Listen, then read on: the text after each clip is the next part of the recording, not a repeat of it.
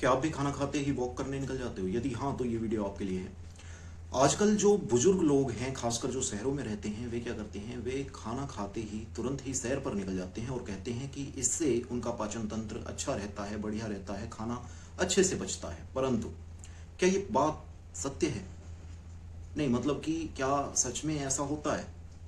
सोचने वाली बात है। यानी कि चलो, मैं कहूँगा कि उनकी पूरी बात गलत नहीं है, पर पूरी बात सही भी नहीं है, मतलब अधूरी बात सही है उनकी। अब हम समझेंगे कि मैं ऐसी बात क्यों कर रहा हूँ। तो भाई, जो आप खाना खाते हैं, खाना खाते वक्त क्या होता है? आपके मुख में बोधक कफ, पेट में क्लेदक कफ की वृद्धि होती है। ठीक है। और जो आपका भोजन है वो तीन अवस्थाओं से होकर गुजरता है, जिन्हें अवस्था पाक के अंतर्गत रखा जाता है। जिसमें पहली अवस्था जो होती है वो होती है मधुर अवस्था पाक, जो कि लगभग 1 से 2 मुहूर्त रहती है, मतलब 48 मिनट से लेकर 1.5 घंटे। ठीक। मधुर अवस्था पाक में क्या होता है? कफ की वृद्धि होती है, और वो कॉमन है भाई, वो जरूरी है। वो क्या करता है? वो आपके फूड को सॉफ्टनिंग करता है। आपके फूड की सॉफ्टनिंग होनी जरूरी है। आपके जो इंटरनल लाइनिंग्स हैं, जो आपकी अंदर जो आपका गैस्ट्रोइंटेस्टाइनल ट्रैक है, उसको डैमेज किसी भी प्रकार से ना हो। क्योंकि आजकल लोग पूरी तरीके से खाने को चबाते भी नहीं है, मुश्किल से 2 से 3 बार चबाते हैं और इतने में निगल जाते हैं। कायदे से ये तरीका नहीं है।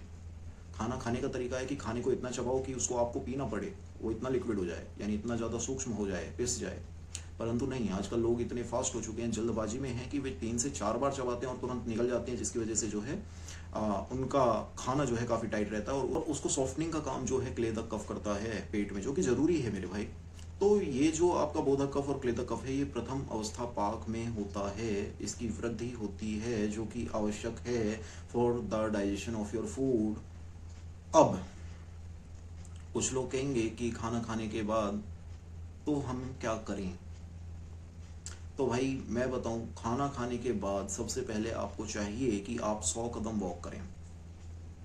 अभी कहोगे थोड़ी देर पहले तूने कहा था कि वो वॉक करने जा रहे हैं, गलत है भाई। वो वॉक करने जा रहे हैं तो वो वॉक ही कर रहे हैं, वो वापस ही नहीं आए, वो वॉक ही कर रहे हैं, कर रहे हैं, कर रहे हैं भाई, वो रुक नहीं रहे हैं। मतलब कि भाई पता है क्या, आपको मैं समझाता हूँ इसके पीछे का रीज़न। इसके पीछे रीज़न क्या है कि आपका जो जब हम कोई भी गतिविधि करते हैं, शारीरिक गतिविधि करते हैं, तो उसमें क्या होता है? आपके शरीर में वायु की वृद्धि होती है। वायु की वृद्धि मतलब वात बढ़ेगा, वात बढ़ेगा। अब जो आपका वात है वो काइंड ऑफ जस्ट अपोजिट है कफ के, ठीक है। और वायु की वृद्धि होना, वायु के भी चल गुण की वृद्धि होगी, क्योंकि आप शरीर से गति कर रहे हैं, ठीक। और उधर आपके कफ को, जो कि क्लेदक कफ है, उसको वृद्धि होना जरूरी है प्रथम अवस्था पाक, मधुर अवस्था पाक के लिए, ठीक है। तो कायदे से मधुर अवस्था पाक को यदि अपना कार्य करना है तो वात की वृद्धि अति मात्रा में प्रकोपित होकर नहीं होनी चाहिए। वो प्रकोपित ना हो, इसलिए आपको चाहिए कि आप मात्र 100 कदम चलें, 100 कदम से अधिक नहीं। 50 चल लो, 70 चल लो, 90 चल लो, पर 100 से ज्यादा नहीं। अब इसके पीछे का रीजन क्या है? अब आप कहेंगे क्या 100 कदम चलने से बात नहीं बढ़ेगा? भाई बढ़ेगा, मैं खुद कह रहा हूं बढ़ेगा। पर आचार्यों की सोच क्या रही होगी इसके पीछे, उसका भी थोड़ा अंदाजा लगाओ। असल में जब आप भोजन करते हैं वो 3 अवस्थाओं से होकर गुजरता है। 3 अवस्था, पहली मधुर अवस्था, दूसरी अम्ल अवस्था, तीसरी कटु अवस्था, जिसमें क्रम से कफ, पित्त, वात की वृद्धि होती है। किसी भी पाक कार्य के लिए पित्त की आवश्यकता होती है। पित्त कब बढ़ेगा? पित्त मात्र तभी बढ़ेगा जब समान वायु उसको जो है हवा पहुंचाई जाएगी। समान वायु जो है फूकने का काम करती है, और उससे अग्नि जो है प्रदीप्त होती है, जलती है। अग्नि प्रदीप्त होगी तो भोजन का पाक होगा। यदि आप 100 कदम चलते हैं तो आपके शरीर में जो वायु बढ़ेगी वो मात्र उतनी ही बढ़ेगी कि वो आपके शरीर में उपस्थित पाचक पित्त, जिसके अंदर अग्नि उपस्थित है, यानी कि जठर अग्नि मौजूद है, उस अग्नि को प्रदीप्त कर सके। अग्नि का प्रदीप्त होना आपके भोजन के पाक के लिए आवश्यक है। 100 कदम चलने के बाद आपने जो है रेस्ट करना है, मतलब कि सोना नहीं है, रेस्ट करना मतलब कि या तो आराम से बैठ जाओ, वज्रासन कर लो, नहीं तो आप थोड़ी देर लेट सकते हो, पर सोना नहीं है, ठीक है। क्योंकि नहीं तो आपका जो है कफ प्रकोप हो जाएगा। सोने से भी कफ बढ़ता है, और ऑलरेडी आपने जो खाना खाया उसकी वजह से जो है कफ बढ़ रहा है, तो दिक्कत हो सकती है ऊर्ध्व जत्रुगत रोगों में, ठीक है। ऊर्ध्व जत्रुगत जो आपके अंग हैं उनमें दिक्कत हो सकती है, सरदर्द हो सकता है, या आपके हृदय गौरवता हो सकती है। तो इसलिए इन सब चीज़ों से बचने के लिए सो मत, और 100 कदम से ज़्यादा वॉक करो मत, ठीक है। मतलब कि नॉर्मल अपना बैठ जाओ, ठीक है, रेस्ट कर लो। थोड़ा आलस आता है, और अगर सोने का मन भी है तो बैठ के सो जाओ। बैठ के सोने से तीनों में से कोई भी दोष प्रकोपित नहीं होता, खुद अष्टांग हृदय ये बात कहती है, ठीक है। तो अब मेरी बात का कंक्लूजन सिर्फ इतना है कि जो लोग हेल्थ कॉन्शियस हैं उन लोगों को चाहिए कि वो खाना खाने के बाद वॉक करें, परंतु इतनी ज़्यादा वॉक ना करें जिसकी वजह से उनके शरीर में वात का प्रकोप हो जाए, जो कि उनके पाचन को अफेक्ट करेगा और फिर वे बोलेंगे मेरे ब्लॉटिंग हो रही है, पेट में दर्द हो रहा है, सुई चुभ रही है, फलाना है, ढेका है, घुटने दर्द, कमर दर्द, आम बन गया, भोजन पाक नहीं हुआ ठीक प्रकार से, सफ़ेद हो गए बाल मेरे झुर्रियाँ पड़ने लगी, मैं बुढ़ा होता जा रहा हूँ, शरीर साथ नहीं दे रहा है, अंगमर्द हो रहा है, शरीर में गौरवता हो रही है, इत्यादि लक्षण बोलने लगेंगे।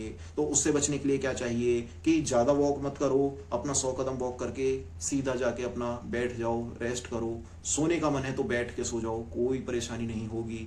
लेट के मत सो बिल्कुल भी, क्योंकि कफ का प्रकोप हो जाएगा। ना हमें चाहिए कि वात का प्रकोप हो, ना हमें चाहिए कि कफ का प्रकोप हो। पित्त जिससे अपना पाचन कार्य अच्छे से करे, क्योंकि पित्त और अग्नि जो है समवाय संबंध से रहते हैं, तो हमको 100 कदम की वॉक भी आवश्यक है। 100 कदम की वॉक से क्या है, समान वायु जो है बढ़ के जो है आपकी अग्नि को बढ़ा देगी, पंखे की तरह कार्य करेगी। जैसे चूल्हे में हवा मारी जाती है अग्नि को प्रदीप्त करने के लिए, तो समान वायु का काम वो ही होता है और वो अपना काम कर देगी तो अग्नि प्रदीप्त हो जाएगी, भोजन का पाक अच्छे से हो जाएगा, आपका शरीर बढ़िया बना रहेगा, लंबे समय तक जवान रहेंगे, बाल काले रहेंगे, चेहरे पे झुर्रियाँ नहीं आएंगी, किसी भी प्रकार की पाचन संबंधित समस्या नहीं होगी, बवासीर नहीं होगी, फिस्टुला नहीं होगा, अल्सर्स नहीं होंगे। ठीक है, तो भाई बहुत खुश रहोगे, सुखी रहोगे, इंटरनल हेल्थ मजबूत रहेगी, शरीर मजबूत रहेगा, वर्ण अच्छा रहेगा, इंद्रियां मजबूत रहेंगी। ठीक है, आपके सेंस ऑर्गन ठीक से काम करेंगे, आपकी बुद्धि ठीक से काम करेगी, आपकी मेधा अच्छी होगी। तमाम फायदे मेरे भाई सिर्फ खाना खाने की विधि का पालन करें। खाना खाने के नियम आचार्य ने जो बताए हैं उनको यदि आप फॉलो करते हैं तो आपको किसी भी प्रकार की भोजन से रिलेटेड समस्या उत्पन्न नहीं होगी, इस बात की तो गारंटी है। जो शास्त्र ने कह दिया वही सत्य है, क्योंकि भाई वे आप पुरुष हैं, समझ लो। तो आई होप यार मैं तुम्हें समझा पाया होऊंगा, क्योंकि बहुत सारे लोग मेरी वीडियो देख के कंफ्यूज हो जाते हैं, पर आई डोंट वांट कि वो कंफ्यूज हों। मेरी कोई ऐसी इच्छा नहीं है, इंटेंशन नहीं है कि वो कंफ्यूज हों, पर फिर भी हो जाते हैं, कोई बात नहीं आप। ठीक है, पर मेरे समझाने का तरीका थोड़ा सा ऐसा ही है। उम्मीद कर रहा हूँ तुम समझ पा रहे होगे। मैंने कोरिलेशंस बता दिए हैं।